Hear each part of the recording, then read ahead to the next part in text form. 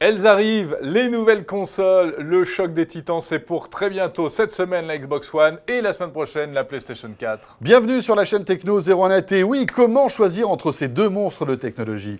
Quels sont les atouts de l'une, de l'autre? Quelles sont aussi leurs faiblesses? Pierre Fontaine répond au micro de Bérengère Le Pesqueur.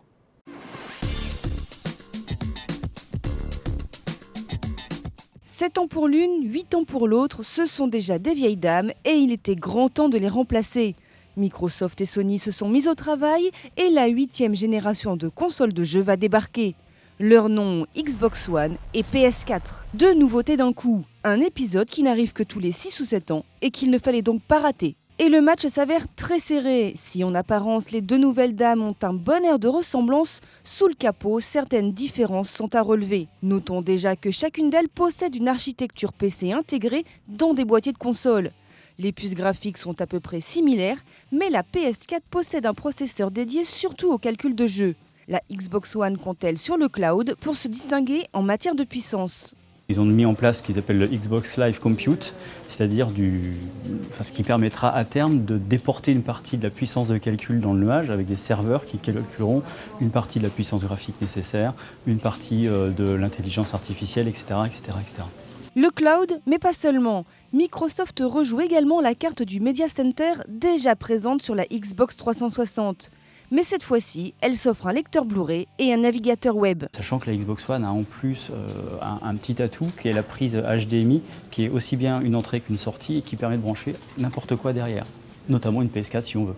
Sans oublier Kinect 2, le gros plus de Microsoft. La caméra de reconnaissance de mouvement et de voix s'améliore. Elle détecte plus de détails et s'octroie un grand angle et des interfaces personnalisées. La manette aussi évolue. La grosse nouveauté, c'est des gâchettes vibrantes avec un retour de force, ce qui fait que par exemple quand on joue à un jeu de voiture, on sent l'accélération, quand on joue à un jeu de tir, on sent quand on tire ou quand on se prend des balles. Il y a un vrai retour et c'est vrai que pour l'avoir essayé sur quelques jeux, c'est plutôt une belle réussite. Sony n'est pas en reste avec sa nouvelle manette équipée de son pavé tactile et de son bouton share. Ce qu'on appelle une touche sociale qui permet par exemple de poster une vidéo si on vient de faire on a eu une killing spree, on a tué tout le monde dans un jeu, on a envie de partager avec ses amis, on appuie sur ce bouton-là et on peut partager très facilement la vidéo depuis ce bouton. Autre point important, la PS4 et la Xbox One sont compatibles pour la VOD en Super Full HD. Mais les deux restent pour le moment sur la touche en ce qui concerne les jeux en 4K. Un combat qui se poursuit au niveau des exclusivités de jeux. Il y a une bataille des exclusivités, c'est certain, comme à chaque fois, et Microsoft a un tout petit avantage, mais après ça dépend vraiment aussi de la fidélité de cœur qu'on a pour une console ou pour une autre. Alors Pierre, finalement, PS4 ou Xbox One ? À titre personnel, j'ai une préférence pour la Xbox One, parce que, ne serait-ce que pour sa manette, mais bon, je pense qu'à terme, les deux feront partie de ma collection, quoi. Voilà, Pierre Fontaine est un malade, il va donc acheter les deux consoles, toi aussi. Et dans l'idéal, ça serait ça. Après, il faut avoir les moyens, parce que ça coûte quand même un peu d'argent. Ouais. Tiens, notez-le sur vos tablettes, vendredi, jour de la sortie de la Xbox One, événement sur la chaîne Techno 01net, une journée spéciale Xbox One avec 2 reportages, Jérôme.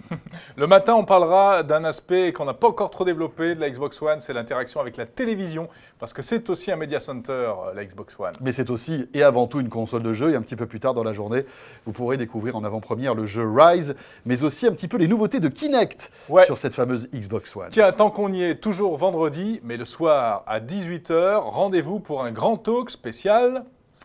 Cadeau de Noël. Eh ouais. Comment choisir son smartphone, ses tablettes, ses accessoires audio-vidéo. Toute la rédaction de 01net.com s'est mobilisée pour un grand talk qui, à mon avis, va vous plaire. Rendez-vous donc vendredi 18h sur la chaîne Techno 01net.